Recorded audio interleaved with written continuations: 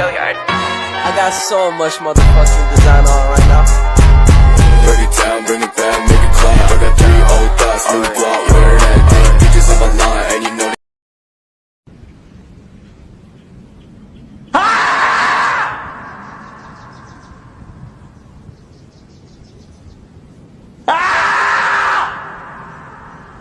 Assalamualaikum warahmatullahi wabarakatuh. Perkenalkan, nama saya Nurul Fariji dengan NIM 2620121365, kelas RA1, Prodi Teknik Industri semester 1. Saya akan mempresentasikan hasil resumen saya dari pelajaran dosen saya, pengantar ekonomi. Materi pertama adalah struktur pasar. Struktur pasar merujuk pada organisasi dan karakteristik suatu pasar yang mencakup berbagai elemen seperti jumlah penjualan, pembelian, dan tingkat persaingan. Struktur pasar memainkan peran penting dalam menentukan tingkat daya tawar pembeli dan penjual, serta pengaruhnya terhadap harga dan jumlah barang yang diperdagangkan di pasar tersebut. Seperti jenis struktur pasar memiliki dampak yang berbeda terhadap perilaku perusahaan, harga, dan kesejahteraan konsumen. Aliansi struktur pasar membantu dalam memahami dinamika pasar dan mencakup kebijakan ekonomi yang sesuai. Materi selanjutnya adalah pendapatan nasional. Pendapatan nasional merujuk pada total pendapatan yang dihasilkan oleh suatu negara selama suatu periode waktu tertentu. Biasanya diukur dalam 1 tahun. Pendapatan nasional mencakup semua pendapatan yang diterima oleh faktor produksi yang dimiliki oleh warga negara suatu negara, baik itu dalam bentuk gaji, bunga, keuangan, atau sewa. Pendapatan nasional dapat diukur dengan beberapa metode, seperti metode produksi melibatkan total nilai tambah dalam proses produksi, metode pengeluaran melibatkan total pengeluaran untuk barang dan jasa, dan metode pendapatan melibatkan total pendapatan yang diterima oleh faktor produksi. Pendapatan nasional merupakan indikator penting dalam ekonomi suatu negara karena mencerminkan tingkat kesejahteraan ekonomi masyarakat, produktivitas, dan distribusi pendapatan. Selain itu, pendapatan nasional digunakan sebagai dasar untuk mengukur pertumbuhan ekonomi, perhitungan identifikasi harga, dan merencanakan kebijakan fiskal. Materi selanjutnya adalah uang dan lembaga keuangan. Uang adalah suatu bentuk aset atau medium yang diterima secara luas sebagai alat pembayaran untuk barang dan jasa, serta sebagai penyimpan nilai. Fungsi utama uang meliputi sebagai alat tukar, satuan hitung, dan penyimpanan nilai. Uang bisa berwujud dalam bentuk kertas, logam, atau bahkan digital. Ada beberapa sifat yang dimiliki oleh uang, termasuk berterimaan, umum, divisible, dapat dibagi-bagi, portabilitas, mudah dibawa, ketahanan terhadap kepalsuan, dan kestabilan nilai. Lembaga keuangan adalah benda atau institusi yang beroperasi dalam sektor keuangan dan memberikan berbagai layanan keuangan kepada masyarakat. Lembaga keuangan memfasilitasi aliran uang dan menyediakan berbagai produk dan layanan keuangan. Lembaga keuangan memiliki peran penting dalam menggerakkan aktivitas ekonomi, memberikan dukungan finansial kepada individu, dan perusahaan, serta memfasilitasi pertumbuhan ekonomi. Peran mereka mencakup pengumpulan dana, pemberian kredit, manajemen risiko, dan memberikan akses kepada masyarakat terhadap produk dan layanan keuangan. Materi selanjutnya adalah metode penerapan nilai tukar dan sistem nilai tukar.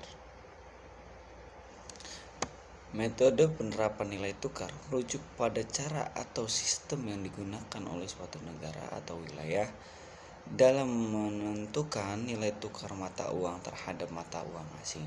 Sistem nilai tukar adalah aturan atau kebijakan yang digunakan oleh negara atau kelompok negara dalam menentukan nilai tukar mata uang. Sistem nilai tukar yang diterapkan oleh suatu negara memiliki dampak signifikan terhadap kebijakan moneter, perdagangan internasional, dan stabilitas ekonomi secara keseluruhan. Materi selanjutnya adalah pengangguran dan inflasi. Pengangguran merujuk pada kondisi di mana sejumlah orang memasuki pasar tenaga kerja tidak dapat menemukan pekerjaan meski berusaha untuk melakukannya. Tingkat pengangguran sering diukur sebagai persentase dari total angkatan kerja yang mencakup orang yang bekerja dan mencari pekerjaan. Ada beberapa jenis pengangguran, termasuk pengangguran fiksional ketika individu mencari pekerjaan baru, struktural ketika ada ketidaksesuaian antara keterampilan pekerjaan dan kebutuhan pasar tenaga kerja, dan siklus terkait dengan fluktuasi ekonomi. Inflasi adalah peningkatan umum dan terus-menerus dalam tingkat harga barang dan jasa di suatu ekonomi selama periode waktu tertentu. Inflasi mengakibatkan depresiasi daya beli uang. Artinya, jumlah uang yang diperlukan untuk membeli barang dan jasa tertentu menjadi lebih tinggi. Tingkat inflasi diukur sebagai persentase perubahan indeks harga konsumen atau indeks harga produsen. Beberapa penyebab inflasi melibatkan permintaan yang tinggi, biaya produksi yang meningkat, atau faktor-faktor lain yang mempengaruhi pasokan dan pemerintah di pasar. Kedua fenomena pengangguran dan inflasi adalah fokus utama dalam bidang ekonomi makro. Kebijakan pemerintah dan bank sentral sering direncanakan untuk mencapai keseimbangan yang optimal antara tingkat pengangguran yang rendah dan tingkat inflasi yang stabil. Ketika inflasi terlalu tinggi atau pengangguran terlalu rendah, pemerintah dan bank sentral dapat mengambil langkah untuk menyesuaikan ekonomi melalui kebijakan moneter dan fiskal. Sebaliknya, ketika inflasi terlalu rendah atau pengangguran terlalu tinggi, langkah-langkah kebijakan dapat diambil untuk merangsang pertumbuhan ekonomi. Materi selanjutnya adalah perdagangan internasional dan ekspor impor. Perdagangan internasional merujuk pada pertukaran barang dan jasa antar dua atau lebih negara atau wilayah ekonomi. Pertukaran ini dapat melibatkan ekspor penjualan barang dan jasa ke luar negeri dan impor pembelian barang dan jasa dari luar negeri. Perdagangan internasional memungkinkan negara untuk memanfaatkan keunggulan komparatif, meningkatkan akses terhadap berbagai barang dan jasa, dan meningkatkan efisiensi dalam penggunaan sumber daya. Ekspor Ekspor adalah kegiatan menjual barang dan jasa dari suatu negara ke negara lain. Barang yang diekspor dapat berupa produk manufaktur, komoditas, atau jasa. Ekspor memungkinkan suatu negara untuk mendapatkan pendapatan dari pasar internasional, meningkatkan pertumbuhan ekonomi, dan menciptakan lapangan kerja. Negara-negara sering mendorong ekspor sebagai bagian dari strategi ekonomi mereka. Kalau impor adalah kegiatan membeli barang dan jasa di negeri lain. Negara yang mengimpor membawa barang atau jasa tersebut ke dalam batas wilayah untuk digunakan atau dijual di pasar domestik. Impor memungkinkan negara untuk mendapatkan akses terhadap barang dan jasa yang tidak atau kurang tersedia di dalam negeri serta memenuhi kebutuhan konsumen dan industri. Perdagangan internasional memainkan peran penting dalam pertumbuhan ekonomi global. Intervensi antar negara, orientasi perdagangan internasional seperti orientasi perdagangan dunia World Organization atau WTO berusaha untuk memfasilitasi perdagangan internasional dan mengurangi hambatan perdagangan dan mempromosikan aturan perdagangan yang adil dan transparan. Dan materi terakhir adalah pertumbuhan ekonomi dan konsep ekonomi digital. Pertumbuhan ekonomi merujuk pada peningkatan jumlah barang dan jasa yang dihasilkan oleh suatu negara atau wilayah. Ekonomi selama periode waktu tertentu.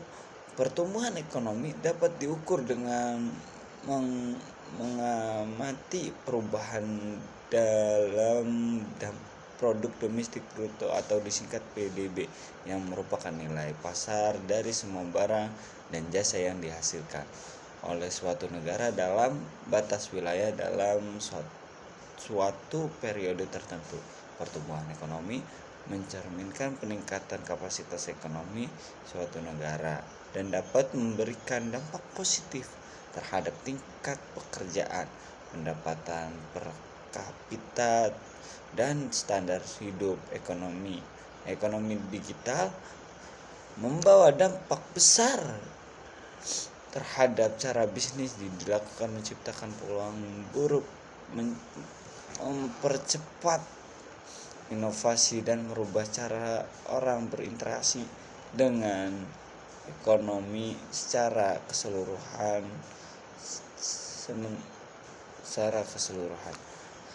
Sementara itu membawa manfaat signifikan, ada juga tantangan terkait dengan keamanan data, privasi, dan potensi ketidaksetaraan akses terhadap teknologi. Kurang lebihnya mohon maaf jika ada salah-salah kata. Saya Nur Al-Fariji mohon undur diri. Assalamualaikum warahmatullahi wabarakatuh. Saya wassalamualaikum bro.